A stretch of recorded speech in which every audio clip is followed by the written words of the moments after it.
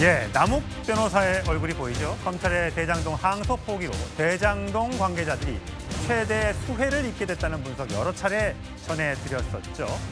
그런데 우려했던 일들이 하나둘 벌어지고 있습니다. 자, 오늘 국민의힘 주진우 의원이 대장동 관계자들의 얼굴로 추정되는 AI 합성 이미지로 영상을 만들어 올렸는데 그 내용 함께 보시죠. 검찰은 친구 판결은 옵션 권력으로 누르고 돈으로 죄를 지워 3년 후 출소 스케줄 확정 사라지는 세천억 감옥이 더 안전하단 업자들의 웃음 하루 2장씩 쌓이는 감방 생활. 예, 하루에 2억 원씩 돈을 챙겨가는 남욱 변호사다라고 주장을 했어요. 성진 부의장. 예. 지금 전 채널A 단독 보도로 밝혀진 내용인데 남욱 씨가 대주주로 있는 법인의 이 주차장 부지가 500억의 매물로 나왔다고 합니다. 유료 주차장 부지 한 40대 정도를 수용할 수 있는 땅인데 법인이 2021년에 300억 원에 샀는데 지금 이게 한 500억 원 정도 땅값이 된대요. 현재 구로세무서에 압류가 되어 있는데 자, 이 500억에 팔면 그리고 정부에 나 추징금 빵원이니까 이 돈 돌려받을 수 있도록 해달라고 요청을 하고 있는 상황에서 실제 땅을 매물로 내놨다. 만약에 저거를 500억에 팔아서 현금화하면 나중에 저거를 민사소송 등등을 해서 받기가 어려워지는 건 아닙니까? 그럴 수 있죠. 그렇기 때문에 저는 저런 것들에 대한 뭐 법적 조치나 이런 것들도 빨리 저는 민주당에서 해야 된다고 보고요. 민주당이 사실 자꾸 이 국민의힘에서 프레임을 잡아가는 게 저런 대장동 일당들의 범죄 수익을 지켜줬다, 보존하려고 한다 이런 식으로 프레임을 잡아가고 있는데 저희는 그걸 지적했던 게 아닙니다. 그 최종 결정했고 최종 책임은 사실상 검찰에게 있는 것이고요. 검찰이 본인들이 구형한 만큼 받아내지 못한 부분이 가장 큰 책임이 있다고 생각합니다. 그렇기 때문에 저렇게 범죄 혐의를 받고 있는 1심에서 범죄 판결을 받은 남욱 변호사를 비롯한 대장동 일당들이 본인들의 재산을 혹시나 이렇게 추징을 뭐 해지한다거나 이런 식의 행태를 통해서 재산을 확보하려는 이런 행태들에 대해서 우리가 할 수 있는 모든 수단을 동원해야 된다고 생각합니다. 저는 뭐 성남시도 나서서 선제적 가압류 선언이라든지 이런 부분을 통해 민주당도 나서서 어떤 역할을 할 수 있을지 고민해야 된다고 보고요. 남욱 변호사요, 글쎄요, 뭔가 지금 범죄 혐의 뭐 지금 대법원 판결이 안 나긴 했습니다만 저는 범죄적 마인드가 있는 사람이기 때문에 그 돈을 받자마자 바로 저렇게 부동산에 투자한 것도 참 대단한 생각이 드는데 저런 마인드였으면 범죄를 저지르지 말고 저런 마인드로 돈을 벌었어야지 왜 이렇게 부당한 방법으로 이득을 취해서 그 이득을 사실상 성남 시민에게 갔어야 될 돈을 갖고 저런 범죄를 부를 축적하는데 부를 늘리는데 썼는지 참 안타깝다는 말씀 드리고 싶습니다. 만약에 항소 포기를 하지 않고 항소를 했더라면 이 500억 원을 돌려달라, 매물로 나오지도 않았을 것 아니냐라는 주장들이 국민의힘 쪽에서 나오고 있는 것 같아요. 자, 최근에 이 남욱 변호사의 녹취가 공개돼서 논란이 일기도 했는데 자, 어떤 내용인지 한번 같이 들어보시죠. 이재명하고 정지상하고 김용하고 김만배하고 다 짜고 그러니까 4시에 합의를 다 본 거야. 김만배가 계속 나한테 3년 정도 있다가 나갈 거다. 이런 얘기를 한 게 저쪽하고 교감이 있었던 것 같아. 3년만 참아라. 뭐 그 대통령 임기 중에 빼주겠다. 이런 교감이 있었으니까 자기는 3년만 살 거라는 얘기를 주변에 되게 많이 했거든. 예, 최소영 평론가. 네. 통화 녹취를 재구성해봤습니다. 네. 이재명, 정진상, 김용, 김만배 다 짜고 4시사 합의를 본 것이다.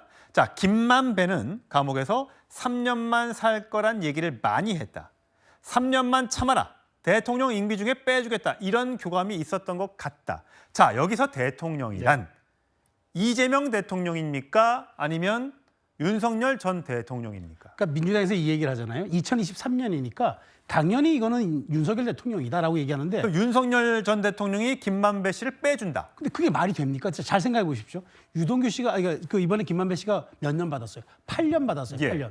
그러면은 다음 이 8년의 형을 5년만 더 살아도 이게 이재명 대통령이 당선됐다니까 지금 얘기는 민주당 얘기는 어떻게 탄핵이 될 줄 알고 3년이라는 얘기를 했겠냐는 얘기인데 정상적으로 윤석열 정부가 마친다고 하더라도 8년형을 받았으면요. 최소 남은 자녀 임기는 이재명 정부에서 만일 그때 이재명 대통령이 당선된다고 가정한다면 봐줄 수 있는 거예요. 예. 그러니까 이게 논리적으로 성립이 되죠. 그리고 남욱 변호사가 누굽니까? 이걸 사실 설계한 사람이고 변호사예요. 예. 남욱 변호사가 36살이던 시절에 그 사법연수원 나오자마자 2009년에 대장동 법인 차려가지고 시작한 겁니다. 본인이 알았을 거예요. 형이 8년에서 10년 정도 나올 거라는 걸. 그러면은 최소한 반 정도는 살고 나오면은 나머지는 이재명 정부에서 챙겨줄 것이고 사면시켜 줄 테니까 버티자. 왜냐하면 윤석열 정부에서 2023년 수사가 들어오니까 최소한 그 정도의 서로가 합의가 돼야 버틸 수 있다고 생각한 것 같아요. 그러니까 지금 송원석 의원이 얘기하는 이 얘기에 이재명 대통령이라는 그런 추론은 어느 정도 저는 합리성이 있고 타당성이 있다고 보는데 문제는 이건 해석의 영역이고 예. 진짜 맞는지 여부는 따져봐야 되겠습니다만은 이걸 윤석열 대통령이라고 얘기하는 거는 말이 안 되는 거죠. 예, 참 같은 사안을 놓고 너무 이 양쪽의 의견이 엇갈리다 보니까 저희 패널들을 포함해서 국민 여러분들도 많이 헷갈리실 것 같습니다. 자, 민주당에서는 이 검찰을 향해서 대장동 사건의 주요 증거물이 조작됐다라고 주장하고 있습니다. 오늘도 기자회견했습니다. 함께 들어보시죠. 선택적 정의와 정치적 기획은 최근 밝혀진 정영학 녹취록 조작에서 그 적나라한 민낯이 드러났습니다. 2023년 5월 16일 남욱 정영학의 녹취록에서 남욱은 유동규에게 9천만 원을 전달한 상황을 설명하면서 유동규가 다른 방에 갔다가 빈손으로 돌아와 재창희 형을 언급했다고 말했습니다. 그런데 검찰은 이를 실장님으로 바꿔치기 했습니다. 예, 김진욱 대변인, 지금 보면 조작된 정영학 녹취라고 하면서 1차 수사팀 재창희 형을 실장님으로, 위례 신도시를 윗어르신으로 이렇게 바꿔서 끼워 맞춰서 결국 뭔가 있는 것처럼 만들었다는 게 민주당의 주장인 것 같습니다. 자, 그렇다면 저런 문제 등을 포함해서 조작 수사가 있었다거나 문제가 있었다고 하면 그게 항소를 통하든 다음 법정을 통해서 뭔가를 통해서 밝혀내면 저거 문제가 있는 거네? 그러면 무죄. 뭐 이렇게 판결이 나올 수 있는 거 아닙니까? 이제 저 부분에 대해서 민주당이 주장을 하는 것이 아니고요. 이번에 이 정영학 녹취록에 대해서는 정영학 씨 측에서 항소를 하면서 항소 이유서에다 이걸 첨부한 겁니다. 예.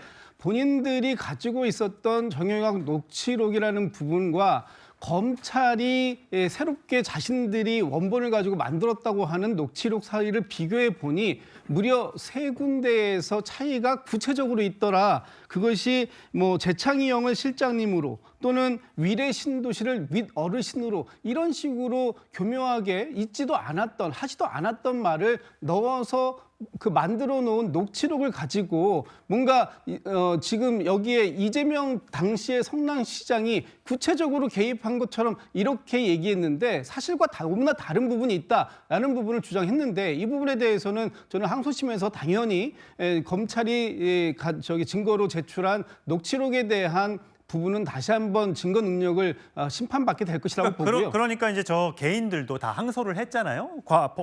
벌이 과하다고. 그렇다면 검찰도 마찬가지로 뭔가 항소를 해서 다퉈볼 여지를 만들었어야 되는 건 아니냐. 근데 그거를 결국 법무부 장관이 못하게 했다는 게 지금 국민의힘 쪽의 주장인 거잖아요. 저는 항소를 해서 다퉈봤어야 될 부분이 있다라는 점에도 일부 동의는 됩니다. 그러나 그것을 포기한 부분이 하지를 않은 부분이 검찰 스스로가 판단했다라고 하는 부분이 있는 것인데 그 부분에 대해서 계속해서 법무부 장관인 정성호 장관이 외압을 형성했다. 그리고 그것을 수사 지휘했다라는 식으로 국민의힘이 얘기하는 것도 국민의힘의 일방적인 주장일 뿐입니다. 예. 그렇기 때문에 저 부분에 대해서 어차피 정영학 녹취록이 조작이 되었다라고 한다면 그것을 가지고 지금 근거를 삼아서 정영학 씨 측에서 항소의 이유로 삼았다면 당연히 이 부분에 대해서는 항소심 재판부가 들여다볼 것이고요. 알겠습니다. 거기에서 정확한 사안이 밝혀질 것이다. 만약에 거기에서 검찰의 조작이 확인된다면 이 부분에 대한 검찰은 반드시 책임 필요하다 이렇게 보고 있습니다. 예, 김기용 대변인. 짧게 말씀드리겠습니다. 민주당은 그래서 대장동 일당이 좋은 사람입니까? 나쁜 놈입니까? 지금 검찰이 조작했으면 다 착한 사람을 지금 조작해가지고 지금 이렇게 유죄를 받게 한 겁니까? 그걸 좀 묻고 싶고요. 또 하나는 선거 때 앞선 대선에서 이재명 민주당 쪽에서 뭐라고 얘기했냐. 대장동의 몸통은 윤석열이다 이렇게 얘기했습니다. 그러면 대장동의 몸통이 윤석열이다 이렇게 얘기를 했으면 재판 진행시켜야죠.